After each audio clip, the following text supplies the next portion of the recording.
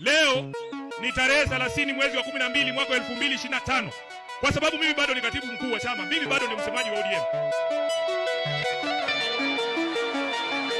Hello beautiful people, mko poa, mko freshi. Asante sana kwa wale ambao ndio mnajiunga for the first time. Mimi naitwa Namisi Mswahili, na kama ndio una join in this, najua tu pengine tulikuwa tumekutana sehemu nyingine za entertainment nini, lakini hapa specifically on this YouTube channel tutakuwa na discuss issues to do with politics, current affairs, but more so politics because political trends, what is happening, nani amesema nini na kita affect aje siasa za Kenya kwenda mbele. So you are in the right place, ambapo tuna debunk, we share, we talk, we discuss what is happening around Kenya na itatu affect sisi kivipi, na pia unaruhusa ama tuna uhuru sana wa kuweza kushare comments zenu pale kwenye comment section pale. Cheza na comment section pale, unaweza kuniambia nini unahisi kinaendelea, pengine a topic ambayo unahisi tunaweza to discuss pia kupitia YouTube channel. Of course, let's grow the community. Tell a friend kwamba sasa tuna platform mpya ambayo sisi kama vijana we can also talk about politics, how it is affecting us, ama nini kimeendelea sana kwenye mitandao ya kijamii na unahisi pengine we need to discuss about it. Today 30th of December, so much has been happening, but top on trends ni kwamba kumekuwa na mazishi ya Cyrus Jirongo kule Lumakanda, na miongoni mwa viongozi ambao wamejitokeza katika mazishi ni pamoja na aliyekuwa Rais Uhuru Kenyatta. Amekuwa katika ile hafla, na of course kumekuwa na watu tu wengi wamekuwa wakitoa zile hisia kwamba viongozi, baadhi ya viongozi hawatatokea katika mazishi, but all in all kwamba tumemwona Rais mstaafu Uhuru Kenyatta, tumemwona pia kutoka serikali kuu, tumeona pia Musalia Mudavadi amekuwa katika yale mazishi, pamoja na spika wa bunge la kitaifa, spika Wetangula pia amekuwa katika yale mazishi, plus other politicians from the opposition. Of course kumekuwa pia na Peter Salasya, but kitu ambacho nimepick from that event ni kuhusiana na speech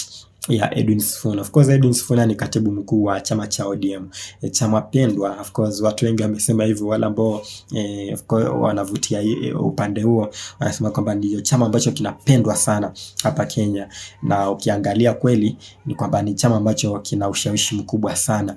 That's why kuna a lot of issues, especially after the death of Raila Odinga, ni kwamba kumekuwa tuna wanasiasa wengi wakijaribu kuingilia hichi chama, kujua kinavutia upande gani ama kitakuwa upande gani wakati huo unapokuja wa uchaguzi mwaka 2027. Na the thing ambayo imejitokeza hivi juzi kati ni kuhusiana na kuuzwa chama, kwamba kuna watu katika hicho chama cha ODM wengine wanavutia upande wa serikali, wanataka kukiuza kwa chama hichi kwa Rais William Ruto, ambaye atakuwa anagombania of course awamu ya pili kama rais wa Kenya.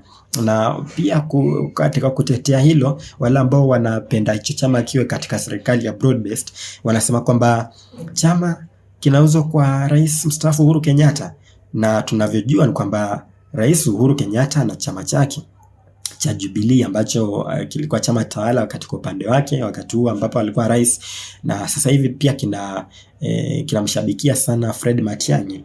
Of course hatuwezi kosa kutaja hilo tukitaja chama cha Jubilee.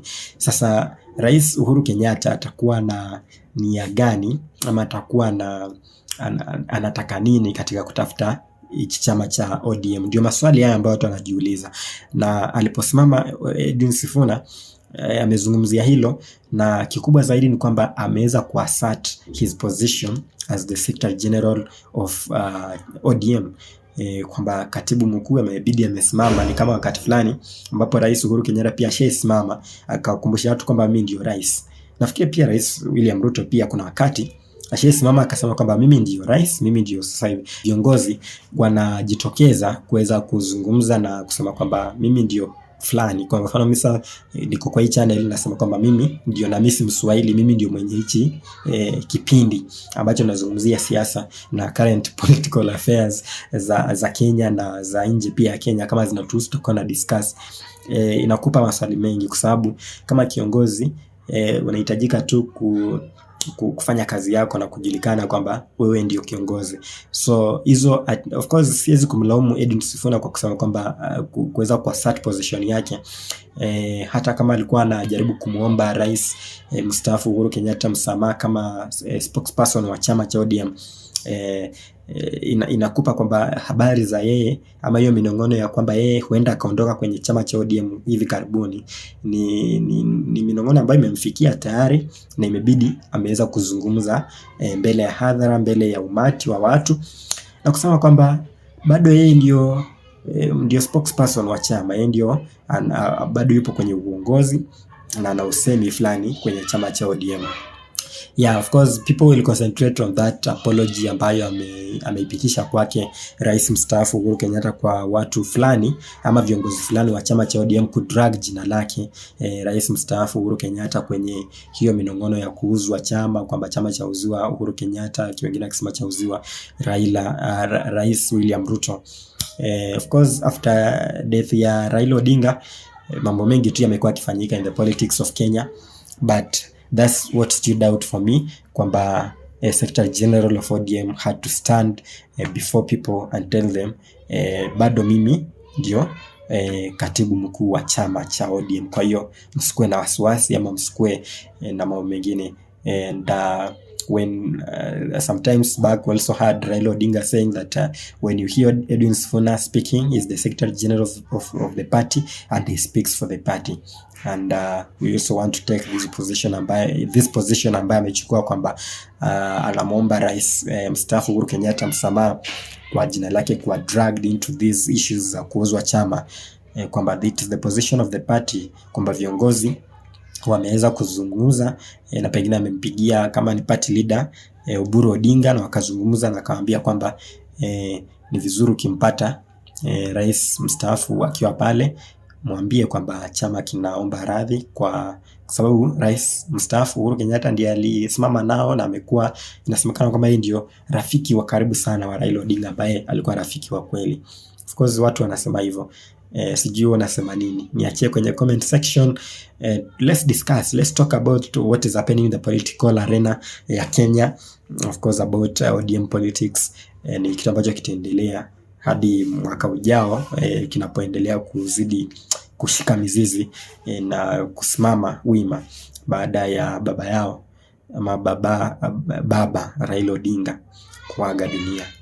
So it's a matter that's going to continue for some time. Let's talk about it. Let's share in the comment section.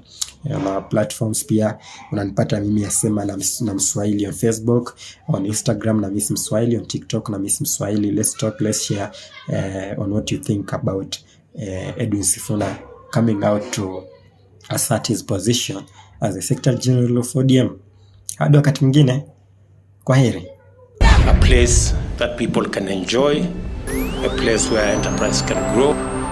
Be busy in our work as leaders, are also busy executing their mandate. These are the teachers that mark all these exams once they are administered. Keep the noise away. I can submit without fear of contradiction that so far it is working.